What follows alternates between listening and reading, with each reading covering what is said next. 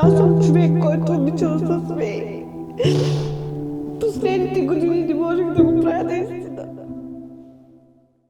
Здравейте, казвам се Емилия, от град Шумен съм, от България. Ще ви разкажа моята история за моите зъби. Значи имах много големи проблеми, задните ми зъби изобщо ги нямаше. В продължение на 20 години бяха се счупили. В продължение на много години ядях с предните си зъби, тя ги захабих. Беше много трудно за мен да се храня, да се усмихвам. Изобщо последните години не можех да се усмихвам дори добре. Наистина ще плаша сега.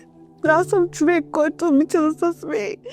Последните години не можех да го правя наистина. Благодарение на племенника на моя мъж, да е жив и здрав, той нас свърза с... Той беше шофьор на Тони Праро и нас свърза по този начин с Роя Клиник. Дойдохме, първо ми сложиха имплантите и след 6 месеца дойдохме да ми сложат тази прекрасна усмивка. Много съм доволна от екипа. Те са невероятни, много внимателни. От докторите, от всички служители, от абсолютно всички, от вниманието им. Аз съм много страхлива. Всичко мина много успешно и за една седмица се здобих с тази прекрасна усмивка. Благодаря.